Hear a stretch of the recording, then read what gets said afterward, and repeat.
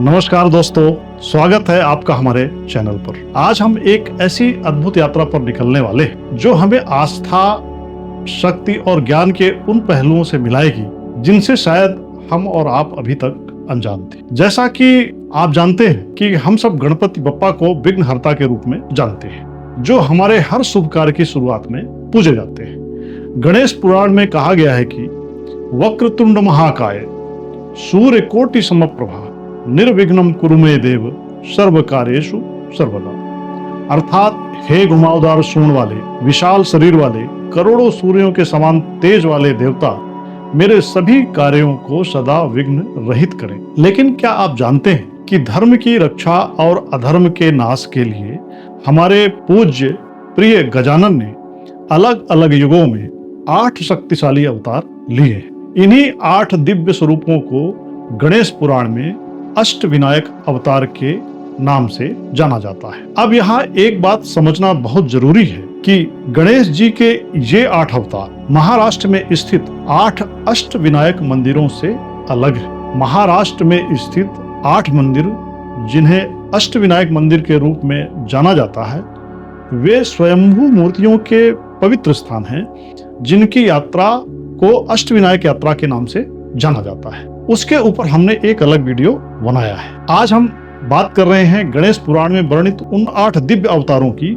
जो हमारे भीतर के असुरों का नाश करने के लिए प्रकट हुए हैं। भगवान गणेश के वो अवतार जो भगवान गणेश ने हमारे भीतर के असुरों का नाश करने के लिए अवतरित हुए हैं। दोस्तों, ये सिर्फ कहानी नहीं है, बल्कि ये हमारे भीतर छिपे क्रोध, लालच, मोह और अहंकार जैसे असुरों पर विजय पाने का आध्यात्मिक मार्गदर्शन है। तो चलिए आज मेरे साथ चलिए इस अद्भुत कथा यात्रा पर और जानिए गणपति बप्पा के उन 8 शक्तिशाली अवतारों और उनके आध्यात्मिक रहस्यों के विषय में।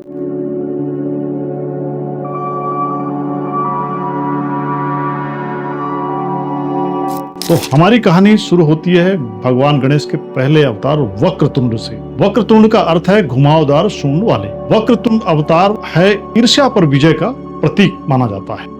वक्रतुंड अवतार की जो कथा है उसके अनुसार इंद्र के मन में जन्मी ईर्ष्या से मत्सरासुर नामक एक दैत्य पैदा हुआ था। उस मत्सरासुर नामक दैत्य ने भगवान शिव की कठोर तपस्या की और भगवान शिव से अजय होने का वरदान पा लिया। और जब उसको ये वरदान मिल गया तो वो इतना आतताई हो गया कि उसके कारण तीनों लोकों में हाहाकार मच गया। जब चारों ओर त्राहिमाम मच गया, तब देवर्षि दत्तात्रेय ने सभी देवताओं को गणेश जी के गंग बीज मंत्र का जाप करने की सलाह दी। इस महामंत्र के प्रभाव से एक दिव्य तेज प्रकट हुआ और उसी तेज से जन्मे भगवान वक्रतुंड। अपने वाहन सिंह पर सवार भगवान वक्रतुंड ने मत्सरासुर को युद्ध के लिए ललकारा। उनका पराक्रम देख मत्सरासुर समझ गया कि यह साधारण शक्ति से नहीं लड़ रहा है। उसने तुरंत भगवान के चरणों में गिरकर क्षमा मांग ली। भगवान गणेश का ये जो वक्रतुंड अवतार है हमें सिखाता है कि मत्सर यानी ईर्ष्या सबसे विनाशकारी भावना है। यह हमें ईर्ष्या पर विजय पाकर मन को शुद्ध रखना सिखाता है। भगवान गणेश का जो वक्रतुंड अवतार है वो हमें मन को शुद्ध रखना और ईर्ष्या पर विजय पाना सिखाता है। ओम वक्रतुंडाय नमः। अब भगवान गणेश के अवतार की इस यात्रा को आगे बढ़ाते हुए हम पहुंचते हैं भगवान गणेश के दूसरे अवतार पर, जिसको एक दंत के नाम से जाना जाता है। एक दंत अवतार की कहानी है शक्ति के अहंकार पर विजय की कहानी। कहानी कुछ इस प्रकार है। महर्षि च्यवन के प्रमाद से मदासुर नामक एक दैत्य जन्मा। उसने असीम शक्ति का वरदान पा लिया और शक्ति के मद में चूर होकर तीनों लोकों में अत्याचार करने लगा। तब सनत कुमारों के मार्गदर्शन में देवताओं ने भगवान एक दंत का आह्वान किया। मूषक पर सवार शांत स्वरूप वाले भगवान एक दंत का तेज असहनीय था। उन्होंने मदासुर के सारे मंसूबों पर पानी फेर दिया और उसे युद्ध में पराजित कर दिया। हार कर मदासुर ने आत्मसमर्पण कर दिया। मद यानी नशा, चाहे वो शक्ति का हो, धन का हो या पद का, विनाशकारी होता है। एक दंत अवतार हमें सिखाता है कि सच्चा ज्ञान और विनम्रता ही अहंकार रूपी असुर को नष्ट कर सकती है। ओम एक दंताय नमः।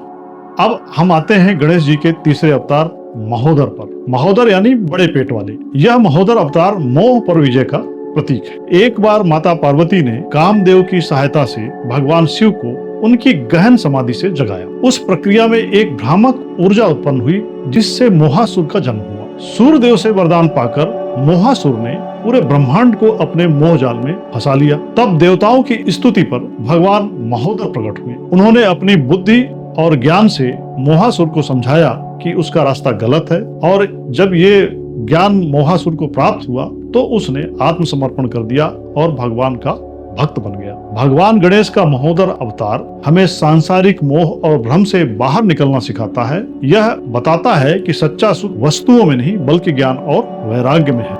ओम महोदराय नमः। अब आते हैं गणेश जी के उस स्वरूप या अवतार पर जिसे हम सब जानते हैं गजानन के रूप में। गजानन की कथा जुड़ी है लोभ यानी लालच के अंत से। एक बार धन के देवता कुबेर के मन में माता पार्वती के प्रति अनुचित भाव आ गए, जिससे भगवान शिव अत्यंत क्रोधित हुए। उनके क्रोध से लोभासुर का जन्म हुआ। शुक्राचार्य के मार्गदर्शन में लोभासुर ने शिव जी से ब्रह्मांड पर राज करने का वरदान ले लिया और अपनी लालच की भूख मिटाने के लिए देवलोक तक को लूट लिया। जब उसके लालच की कोई सीमा न रही तो ऋषियों ने भगवान गजानन से प्रार्थना की। भगवान गजानन ने लोभासुर को ज्ञान दिया कि असली धन संपत्ति नहीं बल्कि संतोष है, असली धन संतोष है। भगवान गणेश के समझाने से लोभासुर को अपनी गलती का एहसास हुआ और उसके बाद लोभासुर ने सब कुछ जो कुछ लूटा था वो सब लौटा दिया।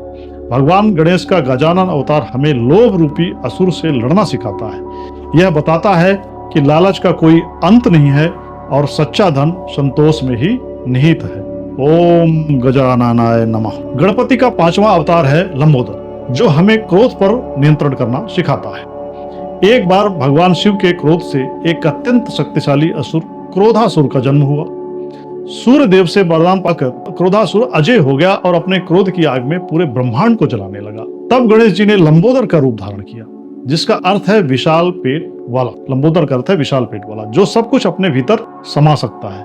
भगवान गणेश ने लंबोदर रूप धारण करने के बाद क्रोधासुर से युद्ध नहीं किया, बल्कि शांत और प्रेममयी स्वरूप से यह एहसास दिलाया कि क्रोध स्वयं को ही जलाता है। उनके दिव्य दर्शन मात्र से क्रोधासुर का क्रोध शांत हो गया। भगवान गणेश का लंबोदर अवतार हमें सिखाता है कि क्रोध का जवाब क्रोध से नहीं बल्कि शांति और विवेक से दिया जाता है। यह हमें अपनी भावनाओं को नियंत्रित करना सिखाता है। ओम लंबोदराय नमः। गणेश जी का 6वां अवतार है विकट। विकट यानी भयंकर। यह अवतार काम यानी वासना रूपी असुर का दमन करने के लिए हुआ था। कामासुर वासना से जन्मा था। कामासुर नामक राक्षस वासना से जन्मा था और शिव जी के वरदान से अत्यंत शक्तिशाली हो गया था। कामासुर ने तीनों लोगों पर अधिकार करके धर्म को कमजोर कर दिया था।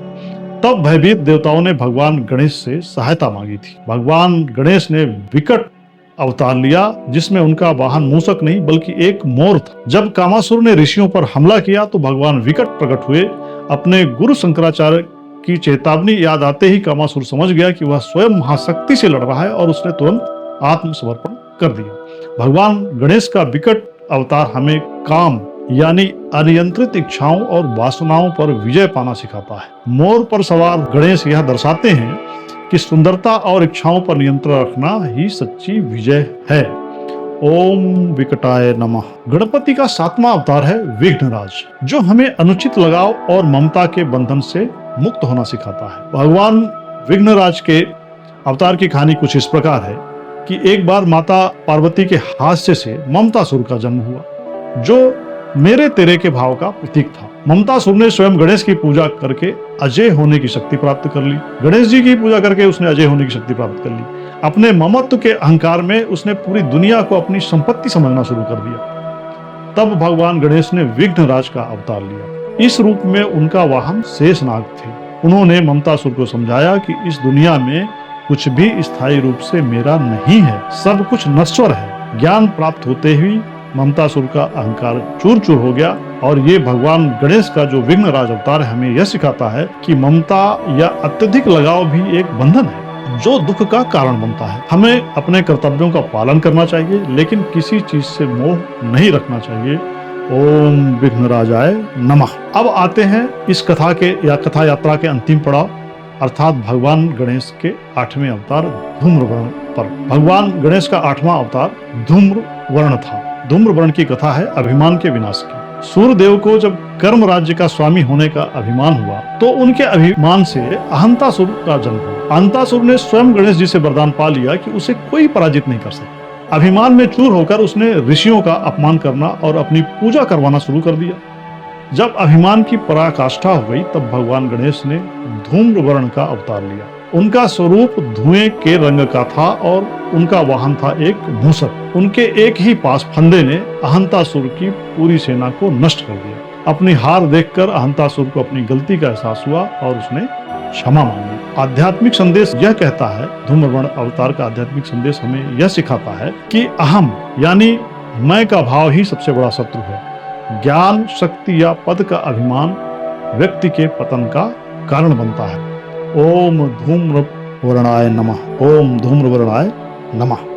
तो दोस्तों, वक्रतुंड से लेकर धूम्रवर्ण तक भगवान गणेश के ये 8 अवतार सिर्फ पौराणिक कथाएं नहीं हैं, ये हमारे जीवन का दर्पण है। ममतासुर ईर्ष्या, मदासुर अहंकार, मोहासुर मोह, लोभासुर लालच, क्रोधासुर क्रोध, कामासुर वासना, ममतासुर लगाव और अहंतासुर अभिमान, ये असुर आज भी हमारे मन के भीतर मौजूद है। गणपति बप्पा के ये 8 अवतार हमें प्रेरणा देते हैं कि हम भी श्रद्धा, ज्ञान और विवेक से अपने भीतर के इन असुरों पर विजय पा सकते हैं। जैसा कि किसी कवि ने क्या खूब कहा है, गणपति के ये 8 रूप हरते सब संताप, गणपति के ये 8 स्वरूप हरते सब संताप, श्रद्धा से जो ध्यान धरे मिट जाए सब पाप, श्रद्धा से जो ध्यान धरे मिट जाए सब पाप। तो भगवान गणेश केवल विघ्न हरता ही नहीं, वे हमारे आंतरिक मार्गदर्शक भी हैं जो हर युग में हमें सही राह दिखाते हैं।